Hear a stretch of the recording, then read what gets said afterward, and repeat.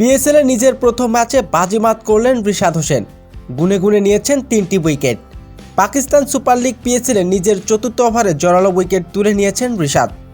পিএসএলে নিজের প্রথম ম্যাচে ব্যাট হাতে 1 বলে 1 রান করার পর বল হাতে রীতিমতো বাজিমাত করে নিজের জাত চিনিয়েছেন এই লেগ স্পিনার।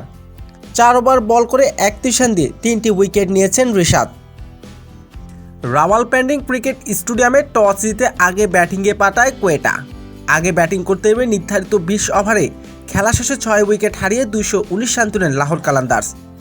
শেষ ওভারের চতুর্থ বলে উইকেটে গিয়ে 1 বলে 1 রান করেন রিশাদ হোসেন।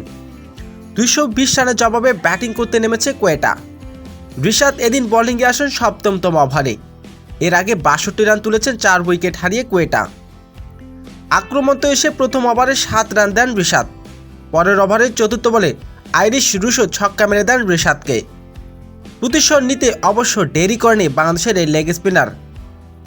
পরের বলে দ্রুত গতিতে 1 গুলিতে বোল্ড করে দেন দক্ষিণ আফ্রিকার এই ব্যাটসম্যানকে।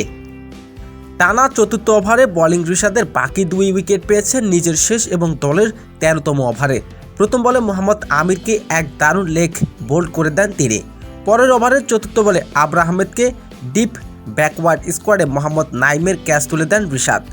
কোয়েটার শেষ পর্যন্ত 16.2 ওভারে অল আউট হয়ে যায় 140 রানে। রিশাদ 3 উইকেট নিয়েছেন, খরচ করেছেন 31 রান। মঙ্গলবারে আবারও মাঠে নামতে যাচ্ছে রিশাদের দল। করাচিতে দলটির প্রতিপক্ষ হবে করাচি কিং। তো দর্শক, রিশাদের এমন বিধ্বংসী বোলিং আপনার কেমন লেগেছে? দর্শক জানিয়ে দিন আপনার মূল্যবান মতামতটি কমেন্ট বক্সে।